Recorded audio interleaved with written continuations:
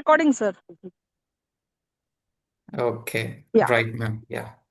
So, welcome, Sandhya ma'am, for our online book review. Thank you so much for accepting our invitation and going to present a very interesting book. So, Yeah. I'd like to request Mr. Raj, sir, to Sure, introduce sure. today's reviewer. Sure, ma'am. Thank you. Shall I, ma'am? Yes, sir, Yeah, please. yeah. Good evening, Sandhya ma'am, and good evening, Santosh Kumar ma'am. Good evening to everyone here. And it's my pleasure to introduce our speaker, Ms. Sandhya Partnala, an educator and a certified school counselor and a thoughtful story writer. She's deeply committed to helping students to discover their strengths and grow with confidence. And her gentle guidance has made her a trusted mentor to many young leaders. Beyond her work in education, Ms. Sandhya is an insightful writer also whose short stories beautifully capture the subtle emotions and everyday moments of life. Her love for books and cinema, along with her interest in filmmaking, enriches her creative expression and adds depth to her writing. So, this evening, we are delighted to have her lead our book reading session. Her warmth, clarity, and passion for literature make her the perfect voice for this occasion. Now, with a great pleasure, I invite Ms. Sandhya ma'am to proceed with the review and share her reflections with all of us. Thank you, ma'am. Sandhya ma'am, you can proceed. Thank you so much, sir. That was such a lovely introduction. Thank you so much for that. Since this is my first review with the club, I'm very grateful to be have called as a speaker. So the book that I have chose to review today is the book called Civilized to Death. I think you have seen the cover page of the book. It was actually, if you look at the cover page, it was actually about how we have evolved from one species to another. It was the first species that humans were born with. So it is very ironical that they have chose that concept as the cover. So now coming to the writer, the one who wrote the book, his name is Christopher Ryan. He is actually a PhD holder in human sexuality and prehistory. He has also co-authored the book called Sex at Dawn, which also actually related to the things that he has written in this book. It is almost similar to the this book, but he has co-authored it. It was not his own publishing book. He has co-authored it someone else. It was also a bestseller of the year. Now, I think Civilized to Death was also a very good book, and it was a very thought-provoking book. It has its good points. It has its uh, cons also. I'm not saying that it's a bad book, or I'm not saying that it's a good book. It has both of it. If you look at it, it is all about your perspective. If you look at it in one way, you might like the book. If you look at it in another way, you might find points that you might not agree with this book. So the main motive of the book was, his central theme that the book revolves around is actually, has progress really made us happier? We have seen from, I think many of us have seen the era where too much of, very less of digital media was present, very less of communication was present, and all of us have grown into the AI world. So this book doesn't speak about AI, but it speaks about progress. The book came out much before the AI rise. So though it does not speak about the AI, it speaks about the progress that technology can bring into the world. So his motive, main theme was, all this progression is actually making us happier or more loneliness included. So some, I have taken out few concepts from the book. I don't want to spoil the book too much. I don't want to give out too much of the book. So I've taken few concepts from the book. I have made a list of it. I'll just go through one by one, and I'll explain whether I agree to it or whether there is a counterpoint to it also. The first thing that he talks about in the book was, it was not the chapter title, but it was something that I have written when I was going through the book. He argues that the worst mistake in the human history, human culture, was actually agriculture. it was a very shocking revelation to see that agriculture is called the world's worst mistake, because the primary source of any household or any country would be the agriculture only. But he has argued that agriculture is a most worst history that humans have made, that as we have evolved, it was the worst thing that we have thought of doing. He thinks that I'm sorry. He thinks that since we started doing agriculture, we started spending a lot of time outside the home. He believes that more farming equals to less of leisure time. Less of leisure time equals to less of time spending with family or on yourself. He believes that if you spend all the time on yourself, there is actually a possibility to attain a certain kind of growth, personal growth, and also mental peace. But I guess I have a counterattack in this category. It is like, if farming was not evolved, if we have not evolved enough to learn about farming, I don't think any of the humans or any of the civilizations or any of the cultures right now, we would be still in the Stone Age era, I guess, because we would be still going out hunting animals, building houses with trees, and all these things. So I think farming actually led us into where we are right now, though it has its problems related to it, but it is still the better decision that we have taken, because we have evolved, we have become into better humans. Since we have learned about farming, I think many new industries came out of it. Because of the farming, we have learned that food is not the only thing that we have to live up to. There are many other places that we can also achieve, and we can also see, and we can also think of. So I think farming has led us there. So I think I don't 100% I don't agree with him that agriculture is actually the worst mistake. But also, as he says, that it also has its own problems comes with it. I think that's the whole thing about anything that is actually evolved will automatically comes with few problems. So I believe that agriculture is not the worst mistake. And the second point is noble versus savage. He believes that people in the prehistoric era were actually noble compared to the people right now. I half agree with this, because when I was reading this part of the book, I have thought that if people were actually that noble, what actually made people think, why would they actually come up with the concept called jail or prison? Because if people are actually that noble and they are okay with everything and they are very forgiving, I think there is no point of building prisons or jails or punishments or such kind of things.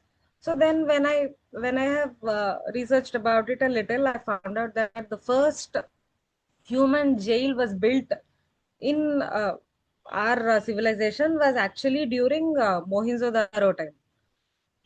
The first jail was built because people in that certain place were fighting about food. I think that was one concept that he has proven it is related to the agriculture mistake. So the jails and the prisons and the punishment concept came out because people started fighting about food. He argues that if food is not the main motive of human nature, people wouldn't become so greedy. People wouldn't become so selfish about their families and all. He believes that if there is no farming, if there is agriculture and all, people would actually spend times at home. They would go hunting together. They would do things together. But I think that is also what I don't think killing animals and hunting and going around and for food and all, it's not also completely noble thing to do. So I half agree with him. Because of the food, we started fighting, because at the end of the day, it's all everything that we do, it's all about food at the table. So I think it's actually made us a little savage. But it there are many options also. Now people are not fighting. I actually take it back, people are fighting about food, but it's not that bad, I guess. So I don't actually agree that people are noble at that time, and I don't actually agree that people we are savage beasts right now. So I guess it's halfway middle. We can agree that there was actually these kind of people back then, and they were actually bad people right now. So it stands in the middle ground. So now the third concept that he speaks about is body count. He thinks that because of the growth in the media, everything, all this has actually led us into more loneliness. Body count actually means that because of all these things, there is a high raise in the suicides, uh, mental health issues, because of many bad food choices or many bad health choices.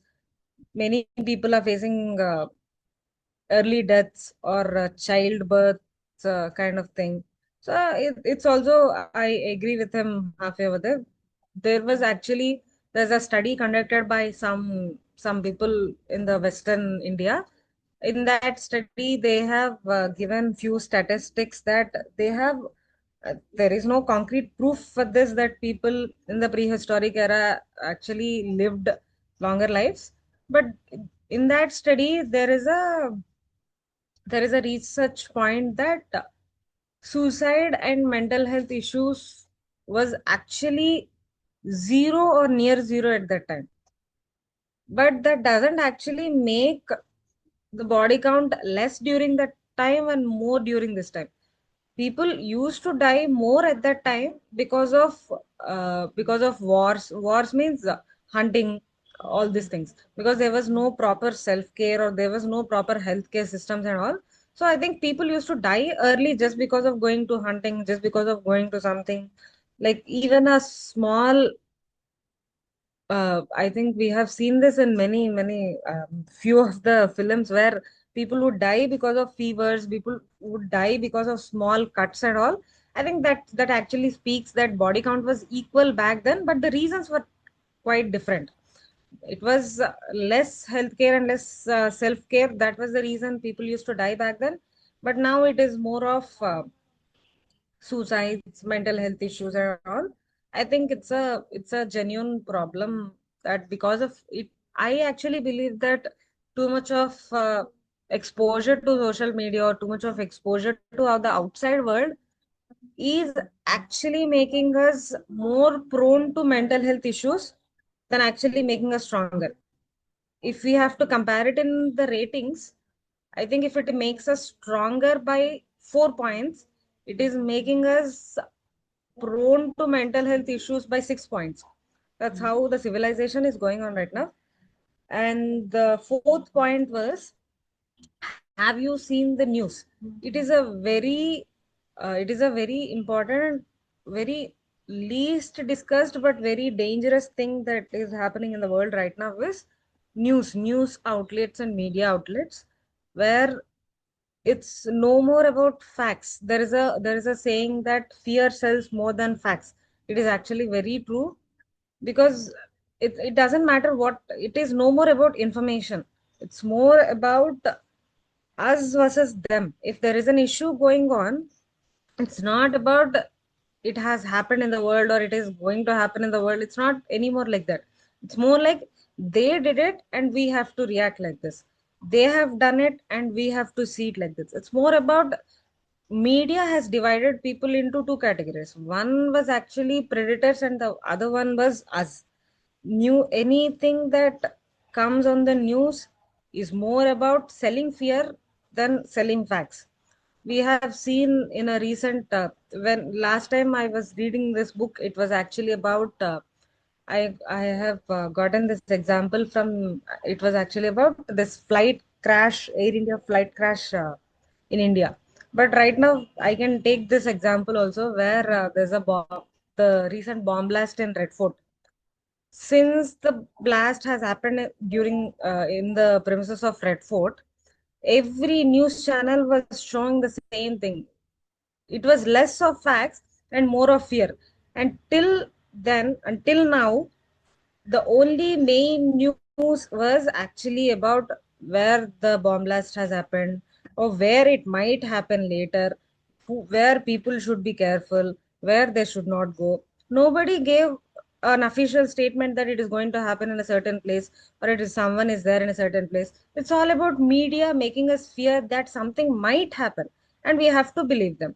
If we don't believe them, they will show it more and more and more until we believe them. So I think I completely agree with him about this topic, because it is a very dangerous situation that is going on right now about the news channels and media outlets. So the next one is, you call that a job.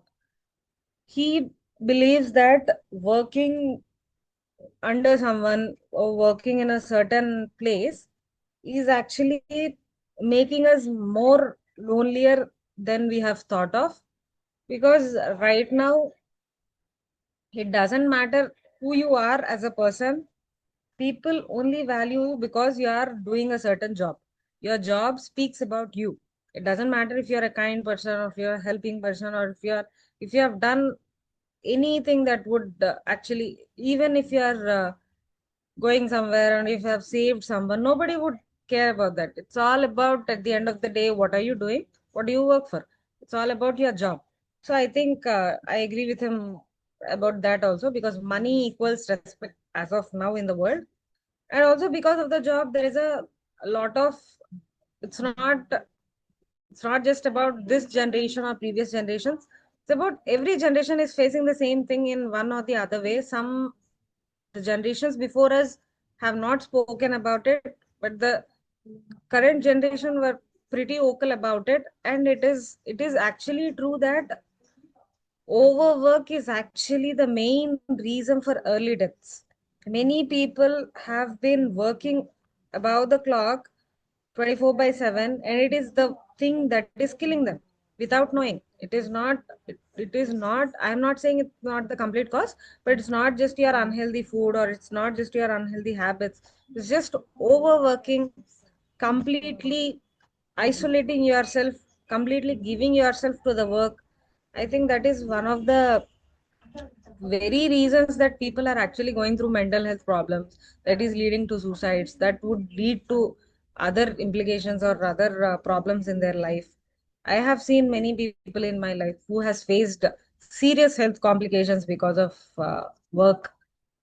And many of us don't even realize that we are overworking until we reach a limit, until your body tells you that it is over, it is done, you are done.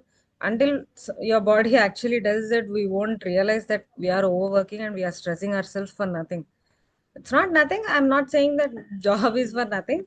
Again, it's all for the food at the table, but it's actually one of the reasons that people are going through many problems because of burnouts and such kind of things. And the next one is under the influence. Under the influence is actually also a very serious problem. We are under constant surveillance all the time. It's not, he has not spoken about this in his book because it was not there at that time, but something that I have when I was reading the book, since I have read it few months back, I have realized that we are under constant surveillance by everything. Now your emails are not safe, your WhatsApp is not safe, your mobile is not safe. Anything that is made with electrical media is not safe, because people are always looking at you through things. It can be AI, it can be anything. It can be a founders reading your messages for the next development program or something else. You are under constant surveillance for everything you do. And not just that, under the influence also means about, you are comparing yourself for something else that you are not meant to do, because they are doing it in a different way and you are doing it in a different way, doesn't mean you have to compare it and be like them. It's your own life, own set of, you can make your own set of rules, you can follow whatever that actually works for you. And this influence over us is actually making us more sad, more problematic. So I also agree with him on this kind of thing, because there is a lot of status hierarchy that we are seeing in the world, we have seen in the world and also seeing in the world. It's all about influence pushed on us. It's not something that we are born with, it's just something that has been constantly pushed on us and it's still pushing us down. So the next point would be he has come to his final points that he has made, that civilization is not the solution at all, because civilization won't fix us anymore.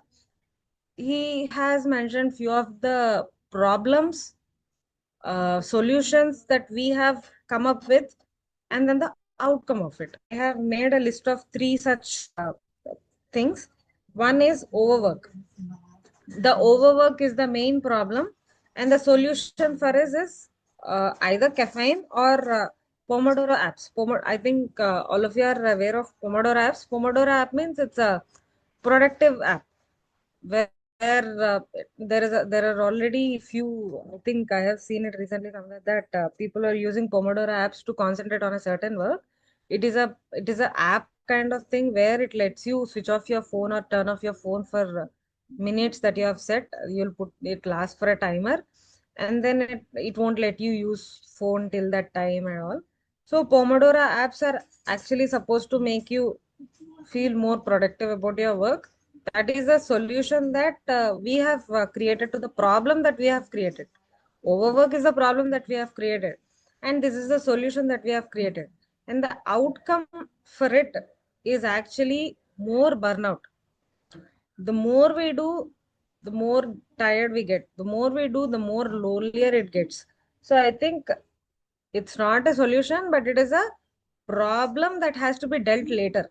It might be a solution right now, but it has to be dealt later somehow. So that is also a problem. And the next one is loneliness. To deal with loneliness, we have come up with the amazing thing called social media. And social media is a solution that we all go to instantly. And the only thing that is coming out of it is actually comparison culture. It has become so itched in our brains that someone is doing it and they are getting popular because of it, and why not we do it, and why not we also become popular about it. But it's not what we want to do in the first place. We only want to do it because someone else is doing it and someone else is getting some prize for it. So comparison culture is the one thing that actually a problem that again we have to deal with it later. And the third one would be boredom. To deal with boredom, we have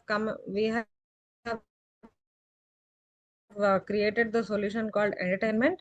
And because of entertainment, there are actually studies where that shows that human attention span has gone far below compared to the generations before.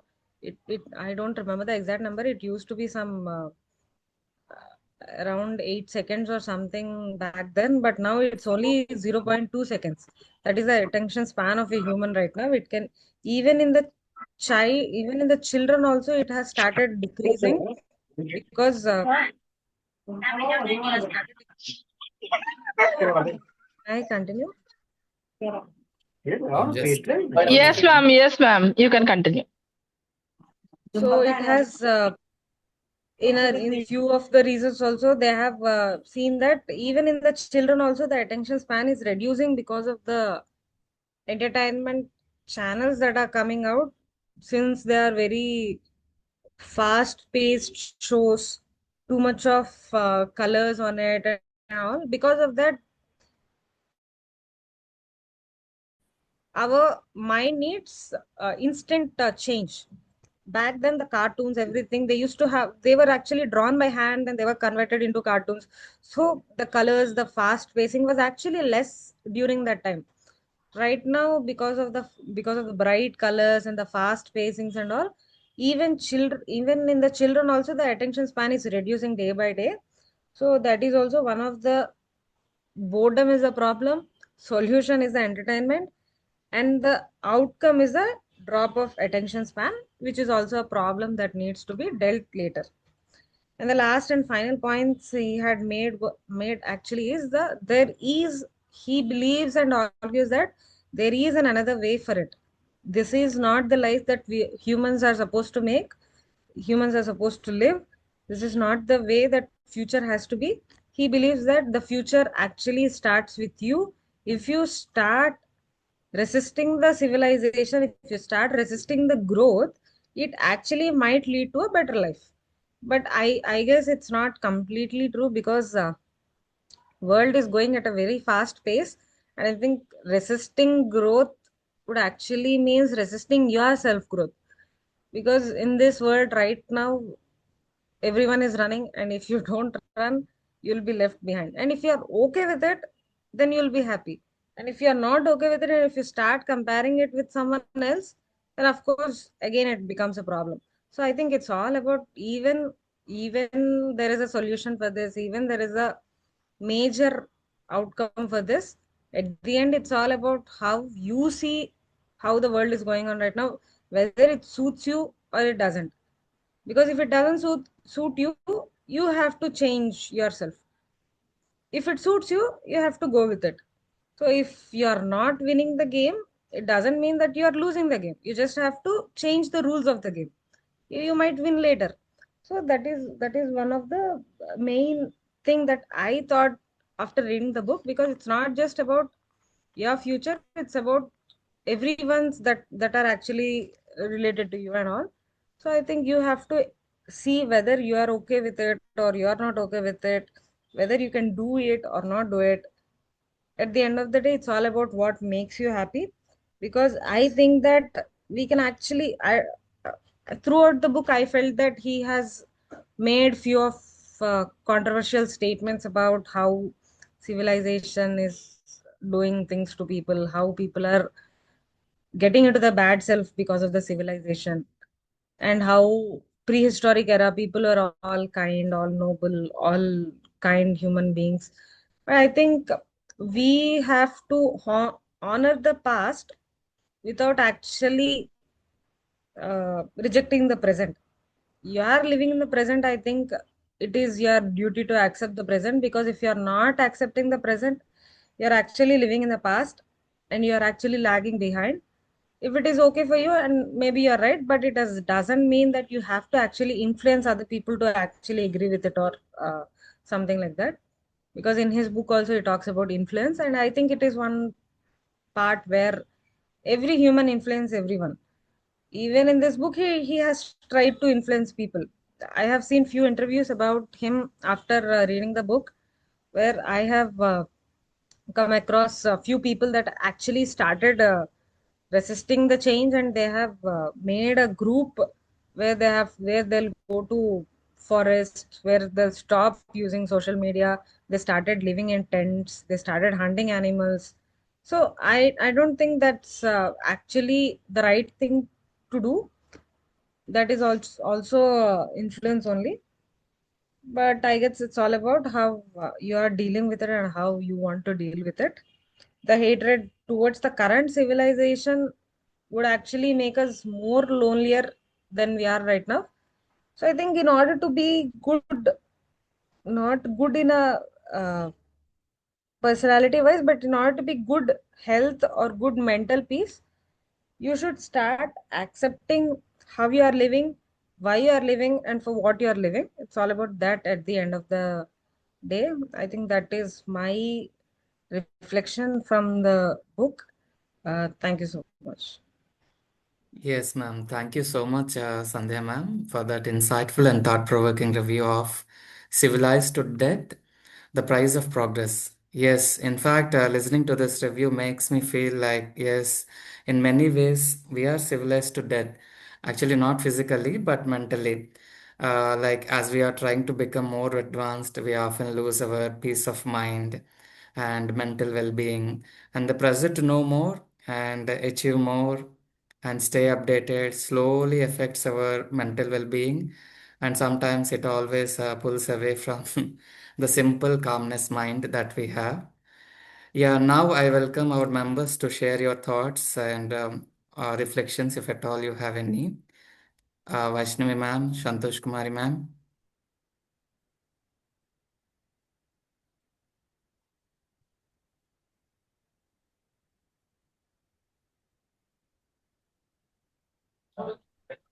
Yes, sir. Actually, it's a very good presentation. Yes, Thank you ma'am, so I much, too Sandhya agree. ma'am, for Yeah, being here. yeah. Thank you so Yeah. much. So, in fact, I'm actually not at home, so I'm carrying my Bluetooth and I've been listening to whatever you're saying. such a wonderful interpretation. And in fact, if you have the book PDF or something, you can share to Raj sir, so that I'll be posting in our group. Then we can have everybody reading, and their own interpretation can be presented from their perspective as well. So thank you Sure. very much from Shanmukh Lingua Skill Solutions for making your time, because time is valuable for everyone. So thank you so much for giving your time, ma'am. And thank you so much. Vaishnavi ma'am, would you like to say anything? Actually, ma'am is not here, ma'am. Okay, okay. Yeah. Rama ma'am, would you like to say anything? All right. Okay, All okay, right, sir. ma'am. So we can wrap up the session. Yeah, yeah. Thank Thank you you so so much, much, ma'am. ma'am. Thank you so much, Sandhya, ma'am, for your time and for your review. It's a great review. Right. Thank Thank you you so so much much, for ma'am. having us. Bye-bye, ma'am. Have a Let's nice day. one second. I'll also switch on the video once so that we'll Yeah. have a group photograph. Yes, yes, ma'am. Sure. Give me 1 second. Yeah, yes, ma'am.